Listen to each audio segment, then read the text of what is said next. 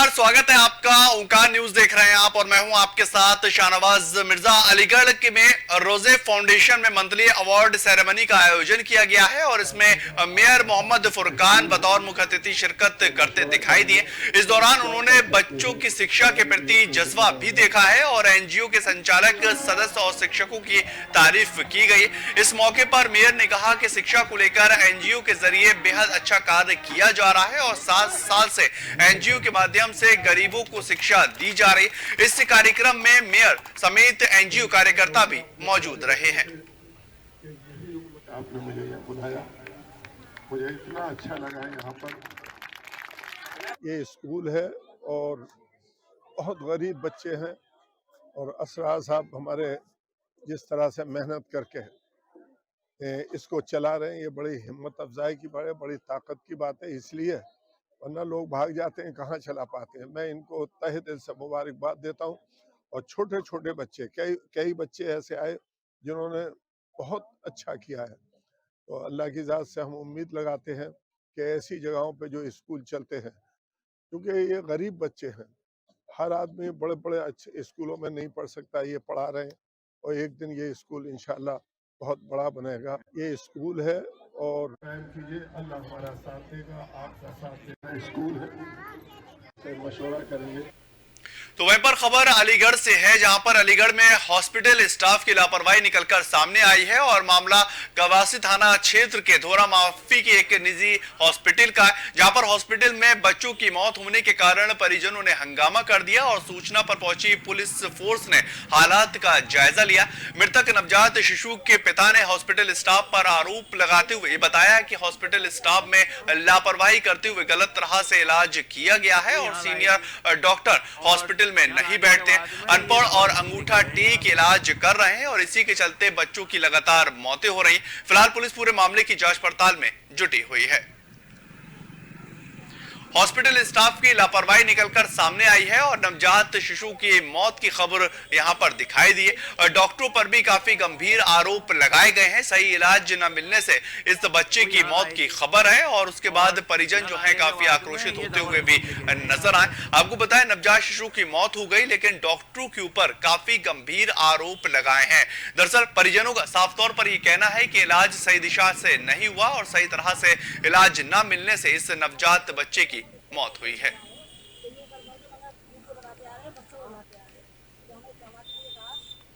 वो यहाँ लाए थे। उधर बात औरैया की करेंगे। औरैया में एक दर्दनाक हादसा हो गया है और मामला एरवा कटरा थाना क्षेत्र का है, जहां पर बुलेरो को बचाने के चक्कर में एक ट्रक ट्रॉली पलट गई। इसी के चलते ट्रैक्टर पर सवार लोग काफी गंभीर रूप से घायल हो गए और इसमें महिलाएं, बच्चे सहित 5 लोग शामिल हुए। सूचना पर पहुंची पुलिस ने घायलों को जिला अस्पताल में भर्ती करवाया है और जानकारी के मुताबिक सभी लोग मेला देखने के लिए गए हुए थे। आपको बताएं, ट्रैक्टर ट्रॉली पलटने से हादसा हुआ है और हादसे में 5 लोग काफी गंभीर रूप से घायल भी हुए। महिला सहित इनमें बच्चे भी शामिल बताए जा रहे हैं और पुलिस ने पहुंचकर तमाम लोगों को अस्पताल में भर्ती करवाया और जैसी ही सूचना पुलिस को दी गई, पुलिस मौके पर पहुंचती हुई नजर आई। खबर ये आ रही है कि बुलेरो को बचाने के चक्कर में ये ट्रैक्टर ट्रॉली जो है अनियंत्रित हो गई और ये पलट गई है और इसमें काफी गंभीर चोटें महिला और बच्चों को भी आई है।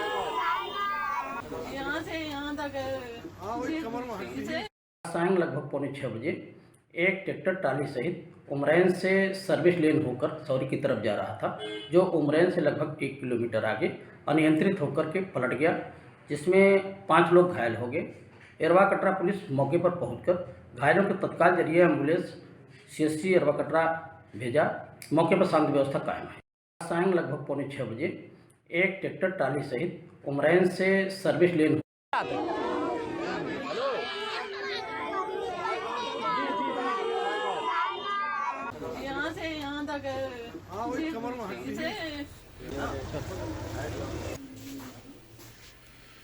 तो वहीं पर बहराइच में आग लगने की खबर है और आग लगने से एक भीषण हादसा होता नजर आया। मामला नानपारा क्षेत्र से जुड़ा गांव का है, जहां पर अज्ञात कारणों से 3 घरों में आग लग गई और इससे घरों में रखा सारा सामान जलकर राख हो चुका है और अचानक लगी आग से गांव में हड़कंप मचता हुआ दिखाई दिया। वहीं जैसे तैसे ग्रामीणों ने कड़ी मशक्कत के बाद आग के ऊपर काबू पाया और ग्राम प्रधान प्रतिनिधि विनोद निषाद ने भी अपनी तरफ से आग से पीड़ित को तिरपाल और खाने की व्यवस्थाएं भी करवाई। फिलहाल राहत और बचाव कार्य लगातार जारी है।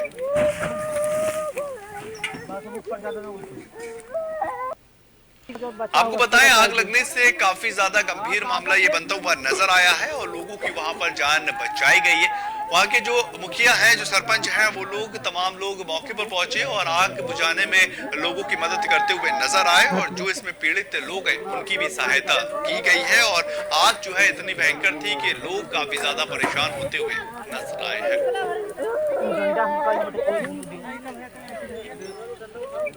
आप तस्वीरों में देख सकते हैं किस तरह से लोग जो है वो पहुंचते हुए नजर आए और उसके बाद लोगों को समझाने की भी कोशिश की गई। तुरंत आग के ऊपर काबू पाया गया है, लेकिन अफरा तफरी का माहौल वहां पर बनता हुआ दिखाई दिया है।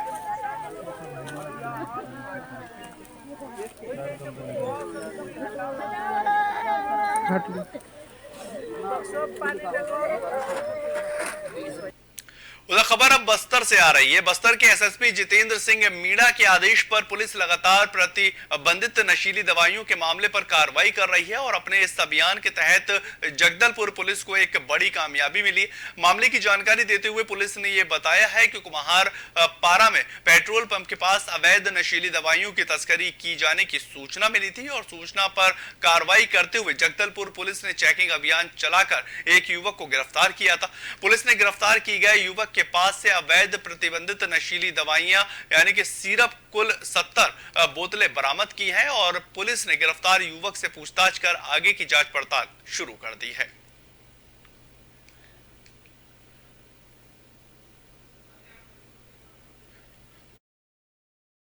मुखबिर जरिए सूचना मिली कि एक व्यक्ति कुम्हारपारा पेट्रोल पंप के पास अवैध नस्ली दवा की तस्करी कर रहा है। सूचना पर वरिष्ठ अधिकारियों को अवगत कराते हुए उनके निर्देशानुसार थाना कोतवाली से टीम रवाना की गई। उक्त टीम द्वारा घेराबंदी कर एक संदेही नाम लक्ष्मी नारायण मांझी निवासी कोरापुट जिला उड़ीसा को पकड़ा गया, जिसके कब्जे से अवैध सिरप 100 ml की शीशी वाली 70 नग, अनुमानित कीमत रुपये 11,340, एक नग मोबाइल एवं नगद रुपये 17,500 जब्त किया गया। आरोपी का कृत्य एनडीपीएस एक्ट की परिधि में आने पर धारा 21 एनडीपीएस एक्ट के अंतर्गत अपराध पंजीबद्ध किया गया। मुखबिर जरिए सूचना मिली कि उधर बात बस्तर की करेंगे, जहां पर बस्तर जिले के एसएसपी जितेंद्र सिंह मीणा के आदेश पर जिला पुलिस लगातार कार्रवाई कर रही है और बस्तर जिले में साल 2022 में टेलीफोनिक फ्रॉड के मामले में पुलिस ने कार्रवाई करते हुए बस्तर साइबर सेल टीम की मदद से साइबर क्राइम के 22 मामलों में 35 आरोपियों को गिरफ्तार करने में एक बड़ी कामयाबी को हासिल किया। इसी के साथ पुलिस ने पीड़ितों को लगभग 52.5 लाख रुपए वापस दिलवाने में सफलता हासिल की है और पुलिस का साफ तौर पर यह कहना है कि साइबर अपराध के खिलाफ उसकी ये कार्रवाई लगातार जारी रहेगी।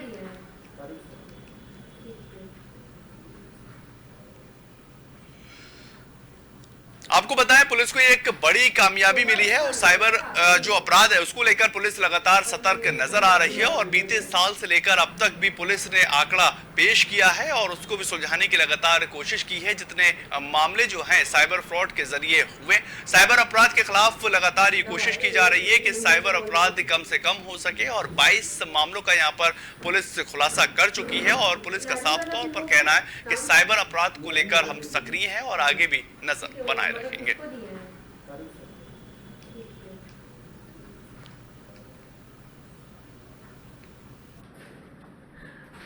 वरिष्ठ पुलिस अधीक्षक महोदय श्री जितेंद्र सिंह मीणा सर के नेतृत्व में साइबर सेल द्वारा वर्ष 2022 में अनेक सफलताएं अर्जित की गई है।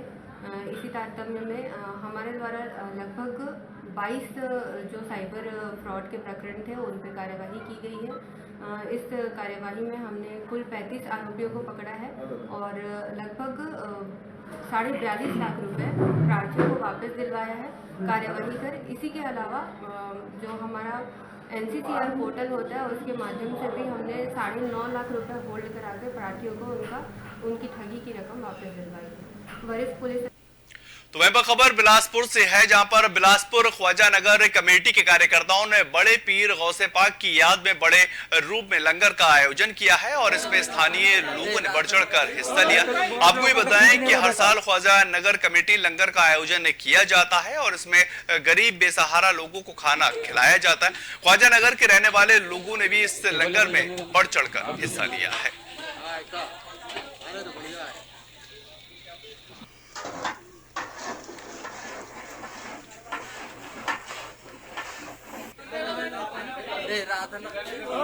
बहुत लोगों का तो खींच नहीं रहा बेटा। उत्तराखंड के बहुचर्चित अंकिता भंडारी हत्याकांड में वीआईपी के नाम की खुलासे को लेकर कांग्रेस लगातार मांग कर रही है और कांग्रेसियों ने कैंडल मार्च भी निकाला। कैंडल मार्च पूर्व सीएम हरीश रावत के नेतृत्व में देहरादून के गांधी पार्क से घंटाघर तक निकाला गया है और कांग्रेसियों का ये कहना है कि अंकिता हत्याकांड के 4 महीने बीत जाने के बावजूद भी वीआईपी के नाम का खुलासा नहीं किया जा रहा, जिससे प्रदेश की जनता में भारी आक्रोश बना है और जनता सरकार की ओर से गठित एसआईटी की जांच से संतुष्ट नहीं है। पूर्व मुख्यमंत्री हरीश रावत ने कहा कि भारतीय जनता पार्टी की सरकार में उत्तराखंड राज्य की कानून व्यवस्था ध्वस्त हो चुकी है और आए दिन महिलाओं पर अत्याचार की घटनाएं लगातार बढ़ रही। उन्होंने आगे कहा कि अंकिता भंडारी हत्याकांड में बहुत सारे सवाल उलझे हुए हैं और पूर्व सीएम ने रिजॉर्ट में बुलडोजर चलाए जाने पर भी सवाल उठाते हुए कहा है कि आखिर किसके आदेश पर यह बुलडोजर चलाया गया, रिजॉर्ट को सील क्यों नहीं किया गया और वहां पर पुलिस प्रशासन की मौजूदगी में 2 बार आग कैसे लगे। उन्होंने आगे कहा कि राज्य में महिलाएं खुद को असुरक्षित महसूस कर रही हैं और वहीं पर हरीश रावत ने सरकार से ये मांग करते हुए ये कहा है कि अंकिता भंडारी मर्डर केस में दोषियों के खिलाफ कठोर से कठोर कार्रवाई की जानी चाहिए और इस पूरे मामले को लेकर सीबीआई जांच भी होनी चाहिए, जिससे इस पूरे मामले को लेकर जितने भी वीआईपी लोग हैं उनका नाम सामने आना चाहिए और सच्चाई सबके सामने दिखाई देनी चाहिए। कांग्रेस के कार्यकर्ताओं ने अंकिता हत्याकांड में वीआईपी के नाम के खुलासे की मांग को लेकर प्रत्येक माह की 1 तारीख को कैंडल मार्च निकालने का निर्णय लिया है।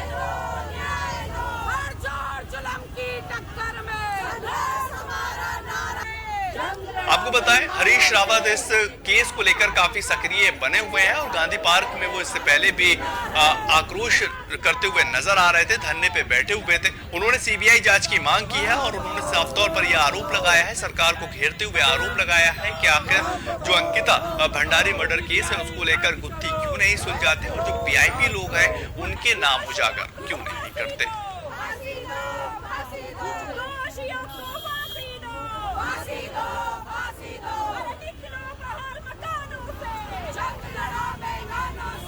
तो वहीं पर कांग्रेस के नेता जयंत रमोला ने कांग्रेस कार्यालय में एक प्रेस कॉन्फ्रेंस का आयोजन किया और इस मौके पर उन्होंने उत्तराखंड सरकार के वित्त मंत्री प्रेमचंद अग्रवाल और उनके पुत्र पर कर चोरी का आरोप भी लगाया। इस पूरे मामले को लेकर अब प्रदेश के कैबिनेट मंत्री प्रेमचंद अग्रवाल ने कांग्रेस नेता जयंत रमोला पर कानूनी कार्रवाई की बात कही है और उन्होंने कहा कि रमोला ने उनकी छवि को धूमिल किया है और उनके खिलाफ साजिश रची। गौरतलब है कि रमोला ने हाल ही में कैबिनेट मंत्री अग्रवाल के पुत्र के विरुद्ध भूमि संबंधित मामले को लेकर मोर्चा खोल रखा था और कैबिनेट मंत्री अग्रवाल ने कहा है कि विधानसभा चुनाव में मिली हार से रमोला हताश और निराश हो चुके और जनता की अदालत से बाहर हो चुके हैं और जब से वो हारे तब से इस तरह के हथकंडे अपना रहे। उन्होंने कहा कि वो पुत्र के माध्यम से उन्हें बदनाम करने की कोशिश कर रहे हैं और रमोला के विरुद्ध मुकदमा दर्ज कराया जाएगा।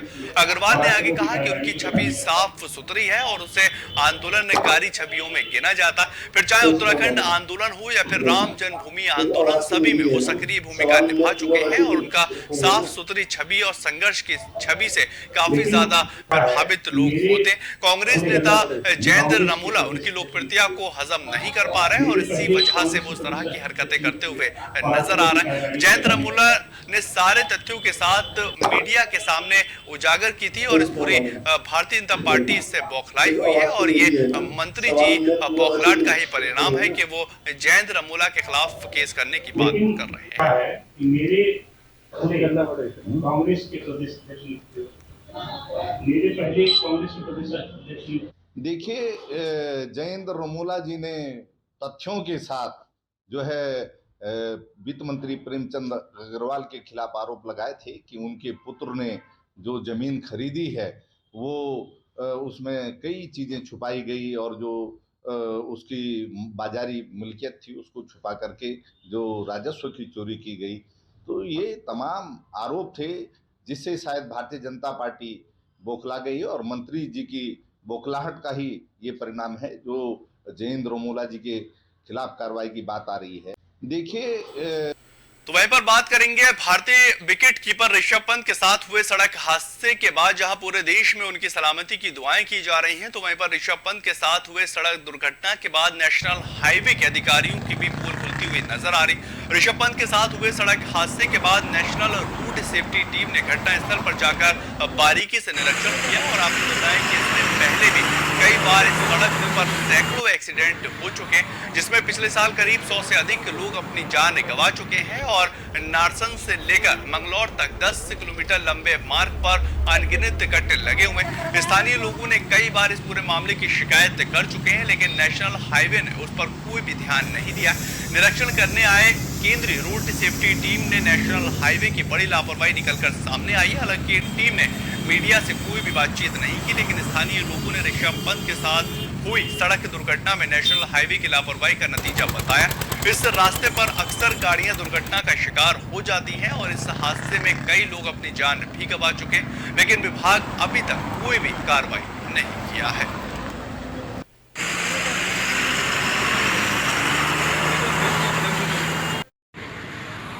पिछले 2 साल से यहाँ लगातार 8 दिन में 2-3 एक्सीडेंट हो जा और 100-150 आदमी तो यहाँ लोकल के मर चुके हैं और जो बाहर के बेचारे मोटरसाइकिल पर हुआ उनका पता नहीं चलता, वे आगे जाकर मर रहे हैं जी रहे, लेकिन आए दिन रोज एक्सीडेंट होते हैं यहाँ पर। और प्रशासन की इतनी लापरवाही, सितंबर में हमने एसडीएम को बुलाया था और उड़की में धरना भी लगाया था और एसडीएम ने आगे यहाँ सर्वे करा और एसडीएम ने ना आदेश कर दिया अक्टूबर में कंप्लीट चाहिए, लेकिन उन्होंने कोई नहीं हो रहा। रोड के बारे में तो भैया यहाँ डेली का डेली कोई ना कोई एक्सीडेंट होया। अभी ऋषभ पंत जी का होया, वो तो भाई स्टार खिलाड़ी, तो इसलिए आप भी यहाँ आगे और जो हाईवे वालों ने भी ध्यान दिया। अब उधर देखो आप, वहाँ रास्ता ही नहीं है और यहाँ तो पर डे का, यहाँ तो अगर हम भी घर से चल ले तो हमारी ये भरोसा नहीं हम शाम को घर पहुँचेंगे नहीं पहुँचेंगे। यहाँ तो गुरुकुल से परे से ही फ्लाईओवर बनना चाहिए, जो क्रॉसिंग भी हो जाए यहाँ से और आगे तक छोटी नारसन खुद पड़ता ना, फ्लाईओवर होना चाहिए। निरीक्षण स्पेशल टीम आई है, वो टीम निरीक्षण कर रही है। कहाँ से टीम आई है सर? और बाहर दिल्ली से कोई फॉरेंसिक टीम आई है, वो निरीक्षण उसके द्वारा किया जा रहा है। तो आप लोगों के द्वारा यहाँ पे जो हमें उनको सुविधा दी जा रही है निरीक्षण के लिए, यहाँ पे ट्रैफिक कंट्रोल वगैरह जो उनको जरूरत आवश्यकता है वो कराया जा रहा है। तो वहीं पर बात करेंगे नए साल के मौके पर नशे के खिलाफ अभियान चलाते हुए कोतवाली पुलिस ने कच्ची शराब बनाने वाले एक तस्कर गुरुदेव सिंह को गिरफ्तार कर लिया है और पुलिस ने गिरफ्तार किए गए तस्कर के कब्जे से 60 लीटर कच्ची शराब और शराब बनाने के उपकरण और भट्टी पुलिस ने बरामद की है। पुलिस ने गिरफ्तार शराब तस्कर पर मुकदमे को दर्ज कर मामले की जांच शुरू कर दी है। पुलिस को एक बड़ी कामयाबी मिली जहां पर 60 लीटर कच्ची शराब बरामद हुई है और एक शराब तस्कर यहां पर गिरफ्तार भी हुआ है। और साथ ही साथ आपको बताएं कि 60 लीटर कच्ची शराब बरामद होने के बाद पुलिस सक्रिय एक्टिव है कि आखिर कहां से इतने बड़े पैमाने पर ये कच्ची शराब जो है बांटी जाती थी और बनाने के कौन कौन से साधन हैं, उन तमाम चीजों को लेकर बारीकी से छानबीन पुलिस से करती हुई नजर आ रही। आपको जानकारी दें कि शराब तस्कर जो है वो गिरफ्तार हो चुका है और पुलिस इस बात को लेकर भी लगातार ये कोशिश कर रही है कि इसमें कौन कौन लोग शामिल हैं और उन तमाम लोगों को लेकर आगे कार्रवाई की जाए।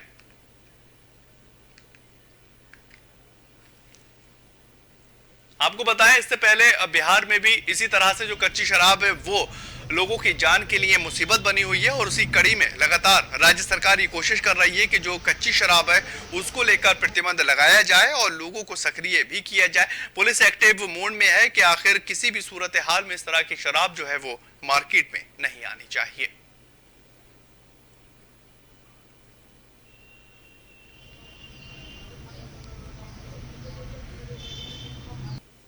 उधर बात करेंगे नगर पंचायत दिनेशपुर के सभागार में बंगाली कर्मचारी उन्नयन समिति के एक कार्यक्रम का आयोजन किया गया और इस कार्यक्रम में नशा उन्मूलन को लेकर सामान्य ज्ञान और चित्रकला के साथ मूर्तिकला, रंगोली और प्रतियोगिताओं का आयोजन किया गया। इस दौरान बंगाली समाज के लोगों ने रविंद्र संगीत, बांग्ला संगीत आदियों की प्रस्तुति दी है और कार्यक्रम में विधायक अरुण पांडे मुख्य अतिथि के तौर पर शिरकत करते दिखाई दिए। उन्होंने कहा है कि नशे के खिलाफ जागरूकता को लेकर लोगों में आगे आना चाहिए और अपनी संस्कृति, कला और संगीत, चित्रकला और मूर्तिकला को समझने के लिए इस तरह के कार्यक्रम लगातार आयोजित किए जाने चाहिए।